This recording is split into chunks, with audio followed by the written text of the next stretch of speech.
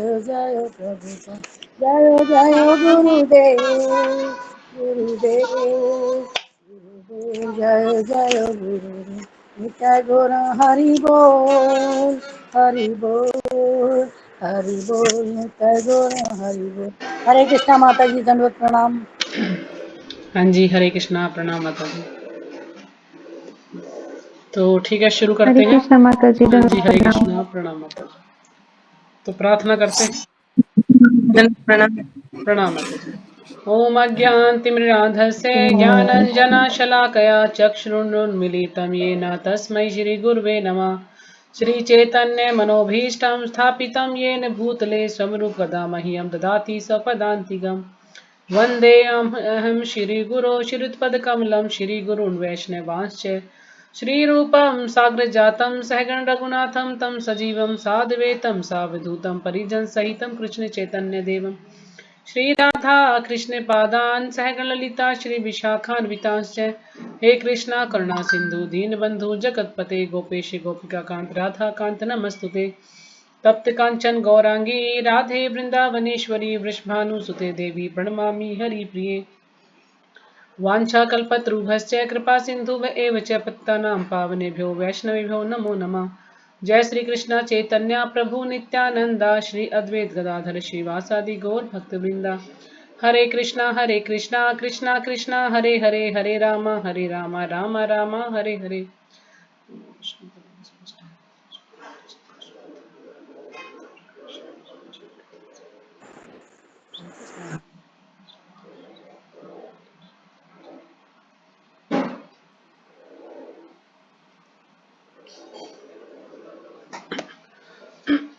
तो ठीक है, शुरू करते हैं। हरे कृष्णा माता जी, दंडवत हाँ प्रणाम। जी, सभी प्रणाम माता भक्तों को जी। दंडवत प्रणाम। श्रीमद् भगवद गीता यथारूप अध्याय 3 श्लोक संख्या आज हम करेंगे 27। तो कल हमने किया था 25 और 26।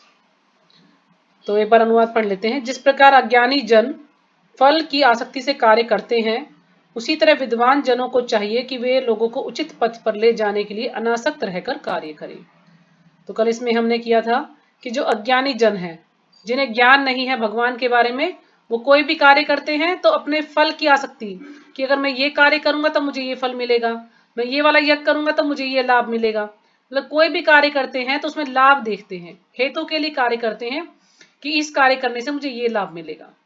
मान लीजिए कोई सेवा ही कर रहा है और उस सेवा में उसका नाम नहीं लिया जाता, तो क्या बोलता है कि मैंने भी तो सेवा की थी, मेरा तो नाम लिया ही नहीं गया, औरों का नाम लिखा गया, मेरा नहीं लिया गया। यानी वो हेतु के लिए सेवा कर रहा है। यानी ऐसे कुछ व्यक्ति हैं जो इस भाव से सेवा करते हैं, आसक्ति होती कि मुझे कुछ ना कुछ फल मिले इसका।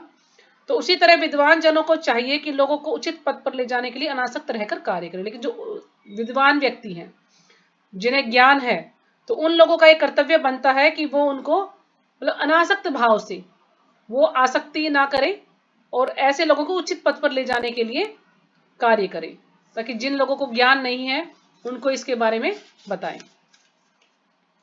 फिर अगला श्लोक था कि विद्वान व्यक्ति को चाहिए कि वह सकाम कर्मों में आसक्त अज्ञानी पुरुषों को कर्म करने से रोके नहीं। अब जो विद्वान व्यक्ति हैं उनको ये करना चाहिए कि जो सकाम कर्मों में लिप्त हैं, जो लोग सकाम कर्म करते हैं, सकाम कर्म यानी पुण्य कार्य करते हैं, भाई कि अस्पताल बनवा दिए, प्याऊ लगवा दी, ये कार्य कर दिए, इससे मुझे पुण्य मिलेगा। या जैसे हरिद्वार में कोई कमरा बनवा दिया और उस पर लिखवा भी देते हैं भाई ये इसने बनवाया है। किस लिए?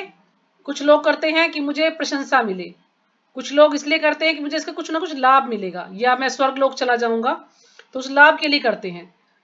तो ऐसे लोग जो कार्य करते हैं तो विद्वानों को चाहिए कि वो इनको रोके नहीं, उनको ये ना कहें भाई आप इस्कॉन मंदिर से जुड़ो और आते के साथ ही उनको माला दे दी, भाई ये माला करो, तुम ये नियम करो, ऐसे मंगल आरती करो, ये करो वो करो। तो ऐसे नहीं बोलना चाहिए उनको। अगर हम किसी को भी आते के साथ ही नियम बता देंगे तो व्यक्ति वो आएगा ही नहीं, वो कुछ भी नहीं करेगा। तो हमें उसे धीरे धीरे भक्ति में लाना है कि ठीक है आप प्रभु जी थोड़ा सा आप ये थोड़ा ये सामान इधर वो कर देंगे, थोड़ी सेवा कर देंगे, या आप आज प्रसाद पाइए, या आप ऐसा मतलब कुछ उनको ऐसा दिखाना चाहिए, मतलब इस हिसाब से उनके साथ व्यवहार करना चाहिए कि वो हमारे आचरण से ही, हमारे व्यवहार से वो भक्ति में जुड़ जाए। और एकदम किसी को हम सब कुछ बता देंगे नियम तो वो जुड़ेगा नहीं। कर्म में आसक्त अज्ञानी पुरुषों को कर्म करने से रोके नहीं, ताकि उनके मन विचलित ना हो। ठीक है ना, वो विचलित ना हो, इसलिए उनको रोकना नहीं चाहिए। उनको ये बोलना चाहिए ठीक है आप जो कर रहे हैं वो भी करते रहिए, लेकिन एक बार आप हमारे यहाँ कथा सुनने आ सकते हैं, आप थोड़ा प्रसाद पा सकते हैं। इस प्रकार से उनको भक्ति में लगाना है। अपितु भक्ति भाव से कर्म करते हुए वह उन्हें सभी प्रकार के कार्यों में लगाए जिससे कृष्ण भावनामृत का क्रमिक विकास हो। यानी वो भक्ति करते हुए उन्हें ऐसे कार्यों में लगाए जिससे कृष्ण भावनामृत का क्रमिक विकास हो, यानी उसके अंदर कृष्ण भावनामृत का भाव जागे, उसको ये धीरे धीरे वो जो है क्रम से धीरे धीरे भक्ति में लग जाए। तो ऐसे कार्यों में इसको जोड़ना चाहिए। जैसे घर में बच्चे भी होते हैं ना, कुछ लोगों की आदत, कुछ लोग बोलते हैं, माताएं बोलती हैं कई बार कि हमारे बच्चे तो कुछ भी नहीं करते, हमारे बच्चे तो भक्ति में नहीं जुड़ते, क्या करें। तो बस यही है कि उनको भी भक्ति में धीरे धीरे लगाया जाए। बेटा आज आप भोग लगा दो, आज आप ये काम कर दो, भगवान को सुला दो, ये कर दो। ऐसे छोटे छोटे कामों में उनको लगाएंगे, या थोड़ा कीर्तन कर लो, आरती करो, धीरे धीरे बच्चे अपने आप भक्ति में जुड़ जाएंगे। या कोई भी मंदिर में प्रोग्राम होता है तो उसमें हम बच्चों को ले जा सकते हैं, कीर्तन वगैरह में। तो बच्चे लेक्चर तो कम पसंद करते हैं, लेकिन कीर्तन में एंजॉय करते हैं। तो इस तरह से भी अगर ले जाएंगे तो बच्चे जुड़ जाते हैं। तो अगला श्लोक है आज 27वां श्लोक है। प्रकृते क्रियमाणानि गुणै कर्माणि सर्वशः अहंकार विमूढ़ात्मा कर्ता अहमिति मन्यते। तो जो भी माता जी श्लोक दोहराना चाहे दोहरा सकती है। हरे कृष्णा माता जी दंडवत प्रणाम। श्रीमद् भगवत गीता अध्याय 3 कर्मयोग श्लोक संख्या 27। परकर्ते क्रियामणानि गुणहि कर्माणि सर्वस्य अहंकार विमूढ़ आत्मा कर्ता कर्ता कर्ता हैम इति मन्यते। हरे कृष्णा माता जी हाँ जी, हरे दंडवत कृष्णा। प्रणाम। और कोई? हरे कृष्णा माता जी दंडवत प्रणाम। अध्याय संख्या 3 कर्मयोग श्लोक संख्या 27। प्राकृते क्रियमाणानि गुणो कर्माणि सर्वशः अहंकार विमूढ़ आत्मा कर्ता ही मिति मन्यते। हरे कृष्णा माता जी दंडवत हाँ प्रणाम। जी, हरे कृष्णा प्रणाम। हरे कृष्णा माता जी। हाँ जी, हरे प्रकृते कृष्णा। क्रियमाणानि गुणे कर्माणि सर्वशः अहंकार विमूढ़ात्मा कृताहमिति मन्यते। हरे कृष्णा माता जी। हाँ जी, हरे कृष्णा। दंडवत हरे प्रणाम। कृष्ण माता जी दंडवत प्रणाम। प्रणाम माता जी, अध्याय पढ़िए। अध्याय 3 श्लोक संख्या 27। परकर्ते क्रियामाणि माणानि गुणे कर्माणि सर्वशः अहंकार विमूढ़ आत्मा करता है मिति मन्यते। हरे कृष्णा। हाँ जी, हरे कृष्णा। हाँ जी, हरे कृष्णा, पढ़िए। प्रकृते क्रियमाणानि गुणैः कर्माणि सर्वशः अहंकार विमूढ़ात्मा कर्ता इति मन्यते। हरे कृष्ण माता जी। हाँ जी, हरे कृष्णा। माता जी धन्यवाद प्रणाम। श्रीमद् भगवद गीता यथारूप अध्याय 3 श्लोक संख्या 27। प्रकृते कर्म क्रियमाणानि गुणः कर्माणि सर्वस्य अहंकार विमूढ़ात्मा कर्ता एहित में मन्यते। हरे कृष्ण माता जी हाँ जी, प्रणाम। हरे कृष्णा। हरे कृष्ण माता जी प्रणाम। प्रणाम माता जी। अध्याय 3 श्लोक संख्या 27। प्रत्येक कर्माणि पर कर्माणि गुणे कर्माणि सर्वशः आकार मूढ़ आत्मा कर्ता अहम इति यते मन्यते। हरे कृष्ण माता। हाँ जी, हरे कृष्णा। और कोई? हरे कृष्णा माता हाँ जी, जी हरे प्रणाम। कृष्णा। प्रणाम माता जी, पढ़िए। प्रकृते क्रियमाणानि गुणे कर्माणि सर्वशः अहंकार विमूढ़ात्मा कर्तहमिति मन्यते। हरे कृष्णा माता जी। हाँ जी, हरे कृष्णा। हो गया सबका? तो शुरू करते हैं। प्रकृते क्रियमाणानि गुणैः कर्माणि सर्वशः अहंकार विमूढ़ात्मा कर्ता है मिति मन्यते। प्रकृते प्रकृति का क्रियमाणानि किए जाकर गुणई गुणों के द्वारा कर्माणि कर्म सर्वशः सभी प्रकार के अहंकार विमूढ़ अहंकार से मोहित आत्मा आत्मा कर्ता करने वाला अहम मैं हूं इति इस प्रकार मन्यते सोचता है।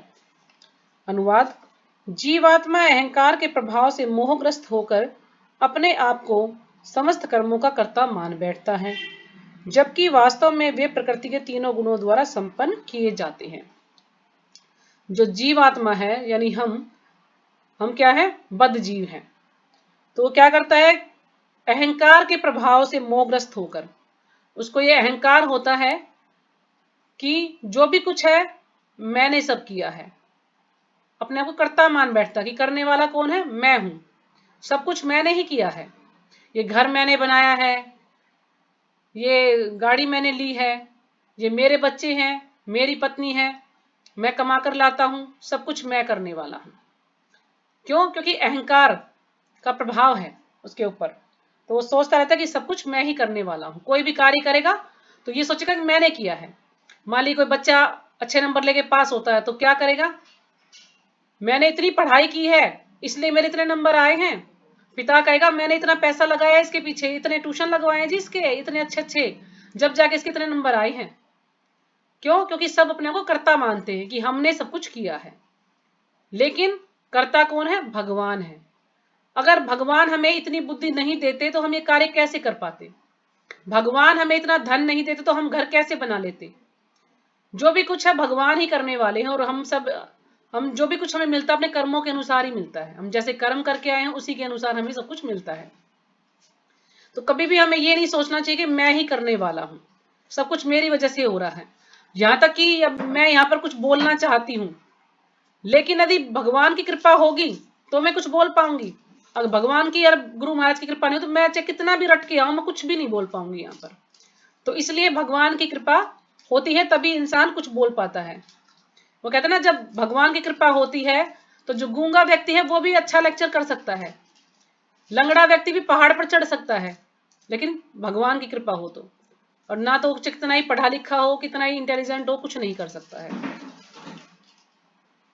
फिर आगे बोल रहे हैं कि जबकि वास्तव में वे प्रकृति के तीनों गुणों द्वारा संपन्न किए जाते हैं। यानी जो भी कार्य हम करते हैं वो सब प्रकृति के तीनों गुणों द्वारा संपन्न किए जाते हैं। हम नहीं करते हैं, प्रकृति हमसे करवाती है। और जो प्रकृति है वो किसके नियंत्रण में है? भगवान की। भगवान की अध्यक्षता में कार्य करती है प्रकृति। प्रकृति अपनी इच्छा से कोई कार्य नहीं करती है। भगवान जैसे जैसे उसको आदेश देते हैं वैसे वैसे प्रकृति कार्य करती है। तो तात्पर्य शिल्पाद जी के द्वारा, शिल्पाद जी की जय। दो व्यक्ति जिनमें से एक कृष्ण भावना भावित है और दूसरा भौतिक चेतना वाला है। अब यहां पर दो व्यक्तियों की बात की गई है कि दो व्यक्ति हैं, एक तो कृष्ण भावना भावित है और दूसरा भौतिक चेतना में रहता है। तो समान स्तर पर कार्य करते हुए समान पद पर प्रतीत हो सकते हैं।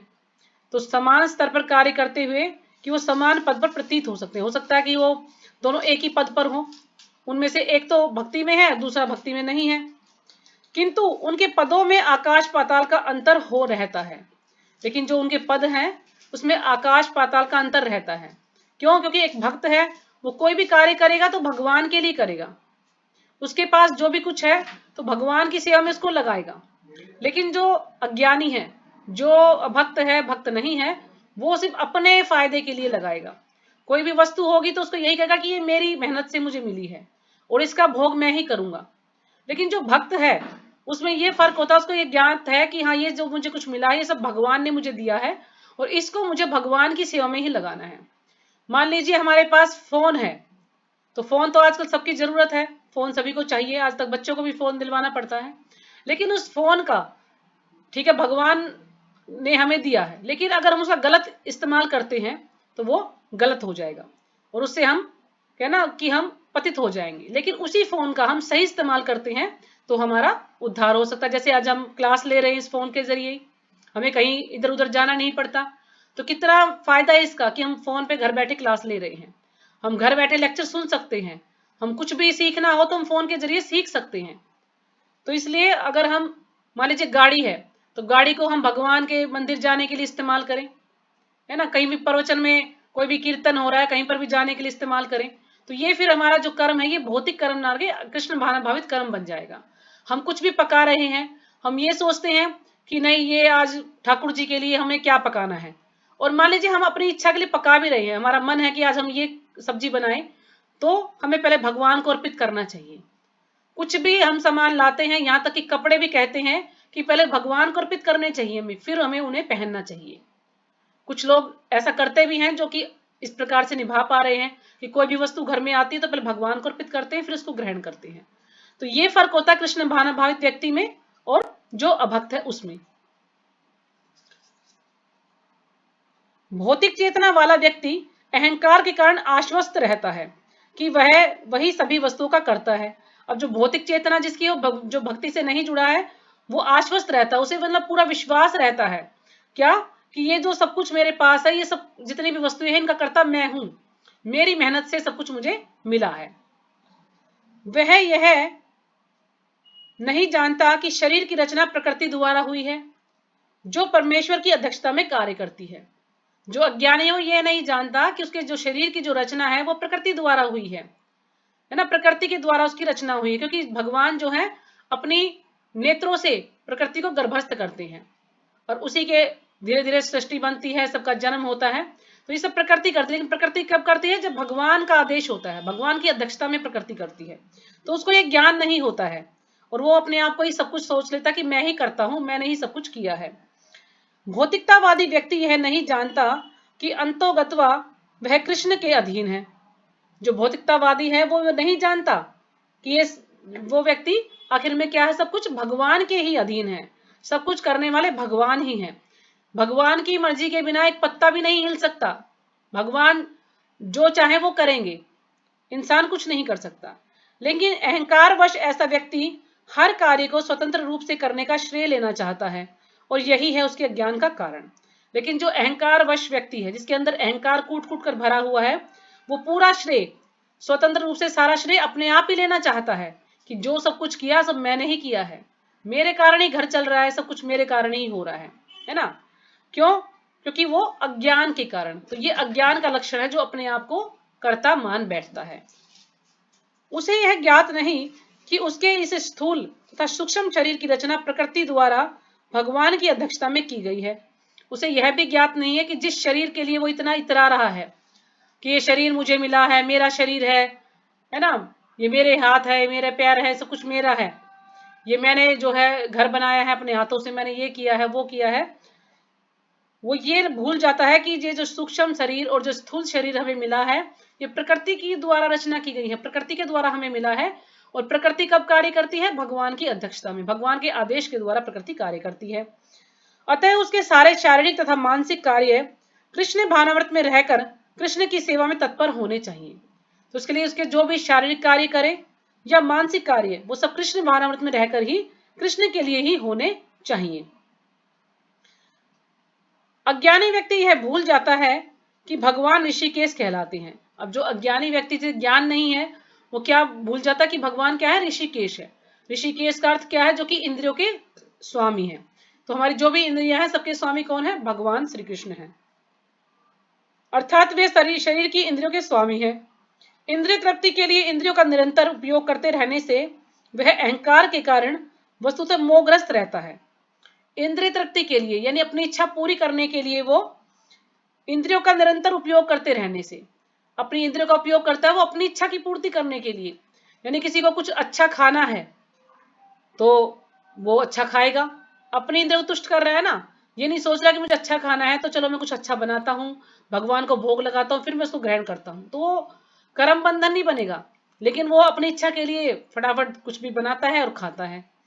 या अपनी इच्छा के लिए कोई अच्छा कुछ देखना चाहता है, अच्छे कपड़े उसको चाहिए, अच्छा घर उसको चाहिए। क्यों? क्योंकि वो अपनी इंद्रियों को तुष्ट करना चाहता है। इंद्रियां जो है उसको बार बार भ्रमित करती रहती हैं।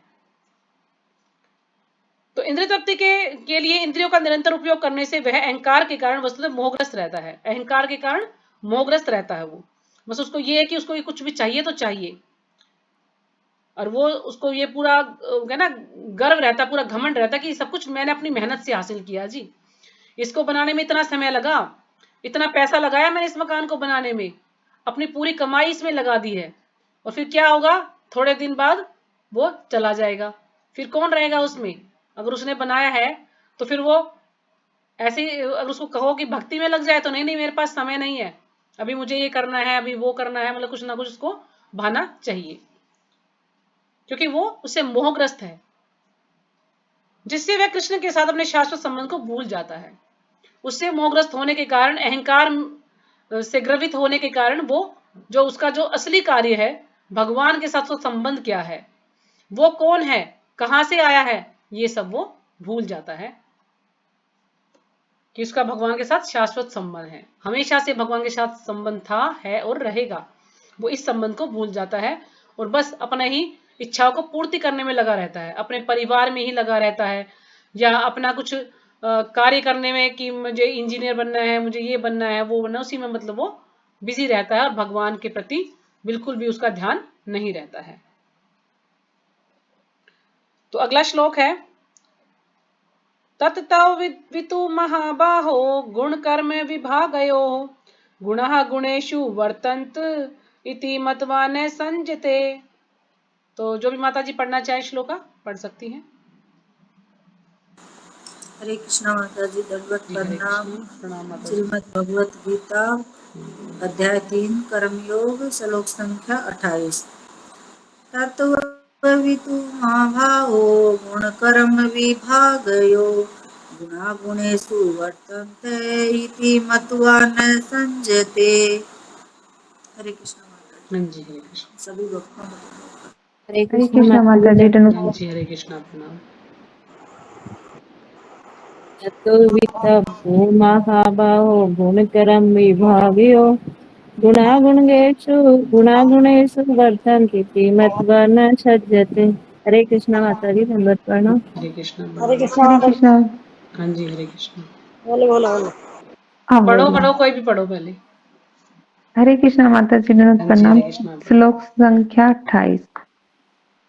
तत्वित्तु महाभावो गुण कर्माणि विभागयो गुण गुणेषु वर्तन्ते इति मत्वा न सजयते। हरे हरे कृष्णा कृष्णा माता जी। हाँ जी, हरे प्रणाम। कृष्ण। सभी भक्तों को दंडवत प्रणाम। श्रीमद् भगवद गीता यथारूप अध्याय 3 श्लोक संख्या 28। तत्त्ववितु महाभावो गुणकर्म विभागयो गुणेषु वर्तन्ते इति मत्वा न सज्जते। हरे कृष्ण माता जी। हाँ जी, हरे कृष्ण। हरे कृष्णा। हरे अध्याय कृष्ण। 3 श्लोक संख्या 28। तत्विता महाभावो गुणकरं विभागयो गुणागुणेषु वर्तन्ते इति मत्वा न सज्जते। हरे कृष्णा। हाँ जी, हरे कृष्ण। और कोई? हरे कृष्णा माता जी, हाँ जी, प्रणाम। हरे कृष्ण, पढ़िए। तत्तवितु महाभावो गुणकर्मा विभागयो गुणागुणेषु वर्तन्त इति मत्वा न सज्जते। हरे कृष्णा माता जी। हाँ जी, सावित्री माता जी पढ़िए। तत्वितु महाबाहो गुणकरं विभागयो गुणागुणेषु वर्तन्ते इति मत्वा स सज्जते। हरे हाँ जी, कृष्णा हाँ माता जी, जी। हरे कृष्ण। सबका हो गया?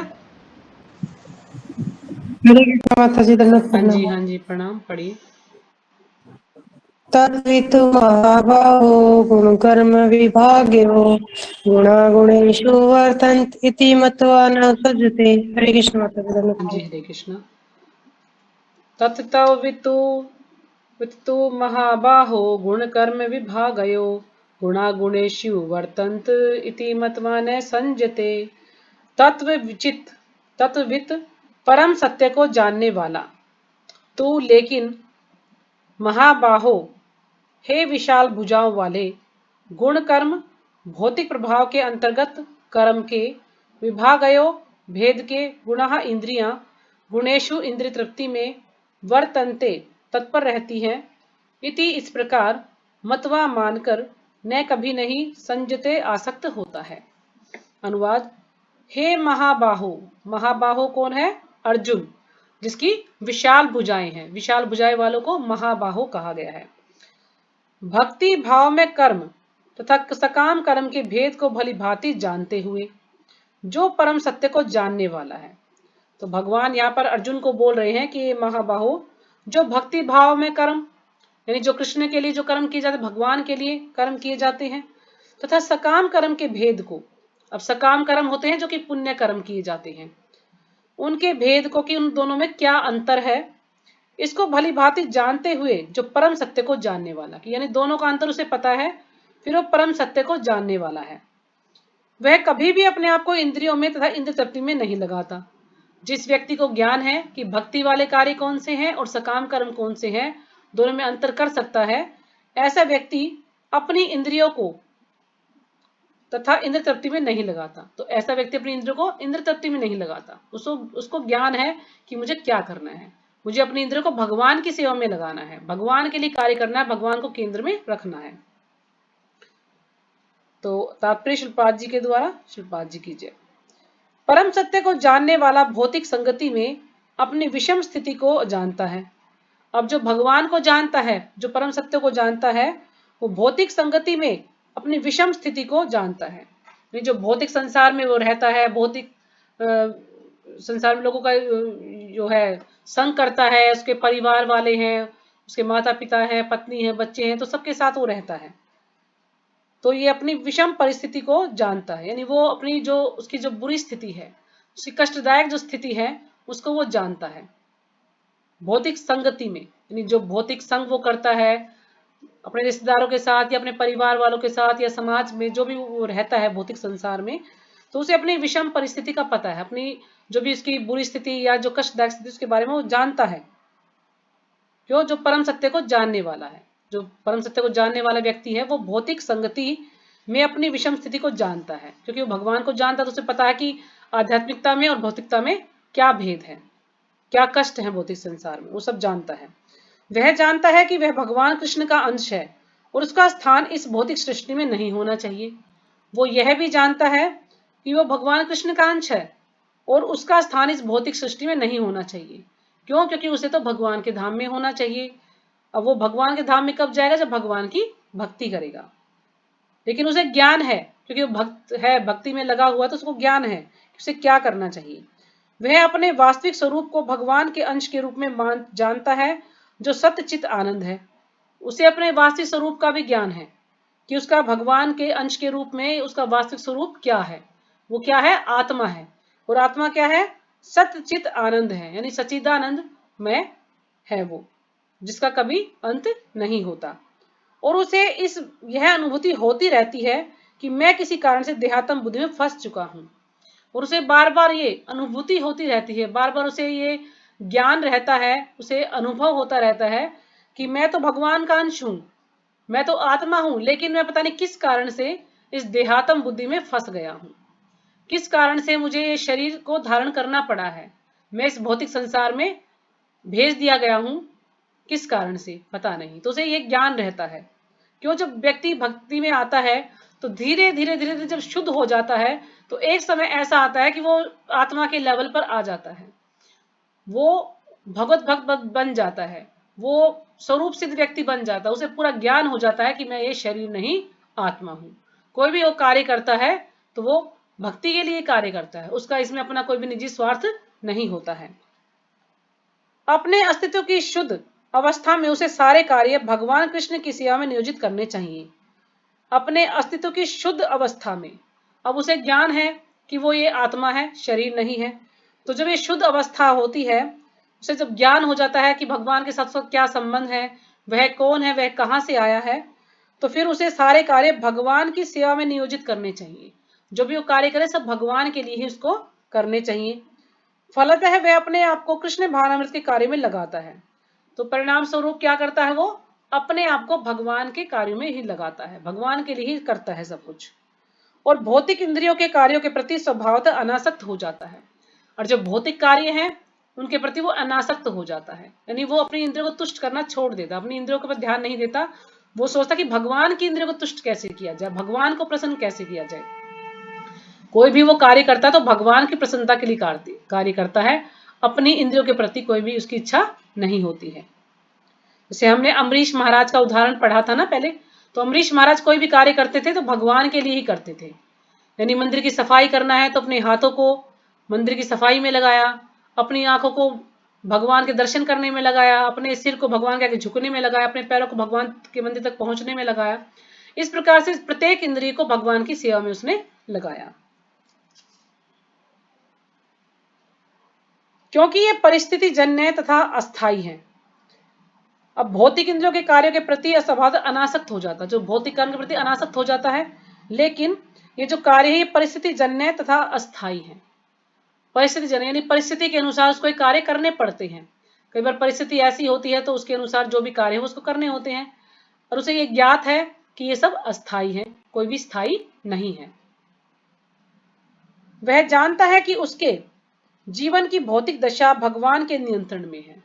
उसे ये ज्ञात है कि उसके जीवन की जो भी भौतिक दशा है वो सब भगवान के ही हाथ में है। जो भी वो भौतिक कार्य करता है, उसकी जो भी परिस्थिति है वो सब भगवान के ही हाथ में है। तो इसलिए वो कभी भी शिकायत नहीं करता।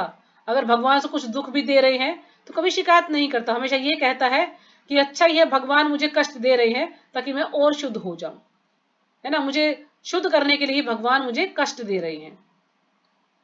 फलतः वह सभी प्रकार के भौतिक बंधनों से विचलित नहीं होता।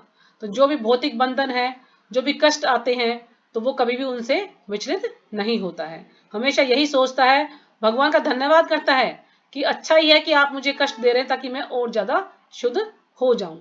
धीरे धीरे शुद्ध करने के लिए मुझे आप ऐसा कष्ट दे रहे हैं।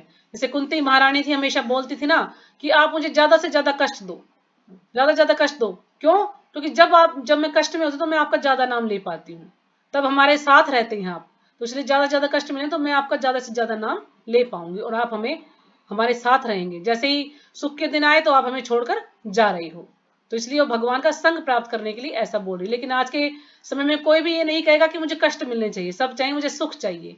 कष्ट में कोई भी नहीं रहना पड़ता। थोड़ी सी भी हमें परेशानी होती है तो हम सारे कार्य छोड़ देते हैं। लेकिन जो आत्मा के लेवल पर आ जाते हैं, जो भक्त यानी जो कि हमारे जो गुरु महाराज हैं, उनको कितना कष्ट है, कितनी उनकी परिस्थिति है, उनको कितने भी उनकी सर्जरी हो जाए, कुछ भी हो जाए, लेकिन वो कोई भी कार्य छोड़ते नहीं है। यहाँ तक कि जब गुरु महाराज गए उससे पहले वो गिर गए थे, लेकिन उन्होंने किसी को नहीं बताया कि वो गिर गए हैं, उन्हें चोट आई है। मंगल आरती कर रहे हैं, सारी जो भी सुबह की साधना सब करने के बाद उन्होंने कहा कि मुझे दर्द हो रहा है, मैं गिर गया हूँ। लेकिन हम ऐसे बदजीव हैं कि थोड़ा सा सर में भी दर्द हो जाए तो हम छुट्टी कर लेते हैं, हम ये काम नहीं करेंगे, खासकर मैं, क्योंकि मेरे को जब सर में दर्द होता है मैं कुछ भी नहीं कर सकती हूँ। तो हम पता लगता है ना इससे हम किस लेवल पर हैं, क्या हमारा लेवल है, क्योंकि हम कुछ करते ही नहीं है। तो इसलिए हम थोड़ी सी भी परेशानी हमारे जीवन में आती तो हम सारे कार्य छोड़ देते, और कार्य नहीं छोड़ते, सारे कार्य करने की जो भक्ति का जो कार्य इसको छोड़ देते हैं। आज मेरी तबीयत ठीक नहीं है, आज मैं जप नहीं कर सकता हूँ, आज मेरे को ये प्रॉब्लम हो रही है, मैं ये नहीं कर सकता हूँ, मतलब करेगा ही नहीं। लेकिन खाना पीना सोना जो भी घर के सारे कार्य सारे हो जाएंगे, लेकिन वो नहीं होगा जो असली कार्य वो छोड़ देंगे। तो इससे पता लगता है कि हमारा लेवल क्या है। और जो सिद्ध भक्त हैं, जो आत्मा के लेवल पर, वो चाहे कुछ भी हो जाए, आंधी तूफान कुछ भी आ जाए, उनके जो साधना है वो उसको दृढ़ है, वो साधना उनको करनी ही करनी है। और वो कभी भगवान से शिकायत भी नहीं करते कि आपने मुझे कष्ट क्यों जैसे दिया। वृद्ध भानु माता जी। हाँ, वृद्ध भानु माता जी, आप हमारे ग्रुप में देख सकते हैं। वृद्ध भानु माता जी कितने कई सालों से उनको कैंसर है, ब्रेस्ट कैंसर है उनको, लेकिन कभी भी आपने उनके फेस से कभी किसी को लगता है बीमार है? वो कभी नहीं लगता, हमेशा मुस्कुराती रहती हैं। जितना भी उनसे सेवा होती है वो सेवा भी करती हैं। और जब उनका इतने सालों से मैं देखती हूँ, हमेशा 4 सवा 4 तक उनका जब कंप्लीट हो जाता है, चाहे कैसी परिस्थिति हो, यहाँ तक कि उन्हें हॉस्पिटल में भी जाना पड़ता है, बीच बीच में उनको एडमिट कर दिया जाता है, तभी भी उनका जब वहां हॉस्पिटल में रहकर ही जब कर लेती हैं अपना, सुबह सुबह जब नहीं छोड़ती हैं। तो इससे पता लगता है कि उनका लेवल क्या है। तो इसलिए वृद्ध भानु रूपा माता जी बिल्कुल आत्मा के लेवल पर आ चुकी हैं, क्योंकि वो कोई भी कार्य भगवान के लिए करते हैं, बिल्कुल श्रद्धा भाव से करती हैं। उनका कीर्तन भी ऐसा करती हैं, बिल्कुल एक एक वर्ड, एक एक शब्द बिल्कुल जब करती हैं तो लगता हाँ कोई जब कर रहा है। और हम लोग करते हैं सोते सोते जब करते हैं, आधे अक्षरों को हम खा जाते हैं और हम सोचते हैं, हम अगला प्रभु बोलते हैं ना कि 2 घंटे सो लिया, कहता भी मेरा पूरा जप हो गया तो नहीं, सोते रहते हैं और जप करते रहते हैं। तो हम फल है हमारा। हाँ, या कुछ लोग ऐसे करते हैं, बहुत जल्दी जल्दी करते हैं, हरे कृष्ण कृष्ण कृष्ण हरे हरे राम राम राम हरे हरे। तो क्या ये जप है? एक बात सोचने की है, अरे तुम भगवान को डांट लगा रहे हो क्या? जल्दी जल्दी ऐसे बोल रहे हो, बड़े प्यार से बोलना चाहिए, आराम आराम से बोलना चाहिए, चाहे 10 मिनट ज्यादा लग जाए, लेकिन नहीं, उनको निपटाने की रहती है जल्दी से, बस जप हो जाए हमारा। कुछ लोग बोलते हैं मेरा 1.5 घंटे में हो गया, कुछ लोग बोलते हैं मैं 2 घंटे में किया, किसने कहा मैं 2.5 घंटे में किया। तो पता ही नहीं चलता कि वो अध्यक्षरों को बोल रहे हैं कि खा रहे हैं, कुछ नहीं पता चलता। लेकिन वृद्ध भानुरूपा माता जी का जब सुन लेंगे तो आपको वास्तव में यकीन हो जाए कि हाँ वास्तव में जप इसको कहते हैं जो वो जप करती हैं। तो फलतः आजकल जब हाँ जी बोलिए। आजकल जपा में आप ये लोग करती हैं तो पता चलता है। हाँ, फलतः वह सभी प्रकार के भौतिक बंधनों से विचलित नहीं होता, क्योंकि वह इन्हें भगवत कृपा मानता है। जैसे मैंने आपको बताया कि वो कभी भी विचलित नहीं होता, कोई भी दुख सुख उसके जीवन में आता है तो क्या को बोलता है कि भगवान की कृपा है जो मुझे भगवान कष्ट देकर शुद्ध करना चाह रहे हैं, तो वो भगवत कृपा मानता है उसको। श्रीमद् भागवत के अनुसार जो व्यक्ति परम सत्य को ब्रह्म, परमात्मा तथा श्री भगवान इन 3 विभिन्न रूपों में जानता है वह तत्वविद कहलाता है। तो श्रीमद् भागवत के अनुसार जो व्यक्ति इन तीनों रूपों में भगवान को जानता है, भगवान को ब्रह्म रूप में, परमात्मा रूप में और भगवान के रूप में, तो ऐसा व्यक्ति तत्वविद कहलाता है। तत्वविद यानी भगवान को तत्व से जानता है, वो बड़ी अच्छी तरह से भगवान को जानता है, वो उसको पूरा ज्ञान है कि भगवान का क्या रूप है, भगवान अपने धाम में किस रूप में रहते हैं, भगवान क्या कार्य करते हैं, वो सब कुछ उसको ज्ञात होता है। इसलिए उसको तत्वदर्शी या तत्वविद उसको कहा गया है, क्योंकि वह परमेश्वर के साथ अपने वास्तविक संबंध को भी जानता है। तो भगवान के साथ उसका क्या संबंध है वो इस चीज को भी जानता है। तो इसलिए जो भक्त इस लेवल पर होता है वही अच्छे से भक्ति कर पाता है, क्योंकि जिसको पूरा ज्ञान हो जाता है वो कोई भी कार्य करेगा भगवान के लिए ही करेगा, भगवान से अलग वो कुछ भी नहीं करता है, अपनी इंद्रिय तृप्ति के लिए कभी कोई कार्य नहीं करेगा। तो ठीक है, यहीं पे विराम करें या और ले कुछ श्लोका? ठीक है। नहीं माता जी, आप कितना ही समझा लो पर भक्ति नहीं माता जी। माता जी खुद ऐसी है, मैं भी ऐसी हूँ, मैं कौन सा करती हूँ, मैं तो आपको बता रही हूँ कि मेरा लेवल क्या है, मैं तो कुछ करती नहीं हूँ। मैं तो हैरान हूँ। और कि जो लोग 64 माला करते हैं एकादशी के दिन, कोई मैसेज डालता है मैंने 128 माला कर ली, कोई मैसेज डालता है 112 माला कर ली, कोई 64 माला करता है, कोई ज्यादा भी करता है। लेकिन मेरा तो ये लेवल है कि मैं 16 माला भी कर लूँ तो सोचती हूँ मैंने आज गढ़ जीत लिया, बहुत बड़ा काम कर दिया 16 माला करके, बस मेरा तो यही है। मेरे से ज्यादा होती नहीं है, 16 माला बड़ी मुश्किल से होती है, पता नहीं मेरे से माला होती नहीं है आजकल। तो मुझे नींद आती रहती जब माला करती हूँ। तो एक माला मैं सुबह बैठ गई आज 4 बजे माला करने के लिए, 2 घंटे में 8 माला हुई मेरे से, बस नींद आ जाती है मेरे को। माता जी मेरे तो को यही नींद लेवल है बहुत कि मेरे से आती है, माला होती नहीं है। नींद मेरे को बहुत आती है। और माता जी ऐसा लगता है जैसे हम माला कर रहे हैं, सो जाते हैं और मतलब हाथ तो चलेंगे, मुंह न चले, बस नींद आ जाए। नहीं हाथ भी नहीं चलते, और फिर ये सोचते हैं अरे इतनी देर से एक भी माला नहीं हुई, मैं इतनी देर से माला कर रहा हूँ, सो रही हूँ। तो हमारा तो ये लेवल है, हमारा तो पता नहीं कब हम अच्छे से भक्ति कर पाएंगे, कब भगवान का नाम ले पाएंगे, कुछ नहीं कह सकते। तो हमारा तो उबासी बहुत आने लग मुश्किल जाती है है। इस जन्म में भगवत धाम जाना, कई जन्म लगेंगे हमें तो पता नहीं।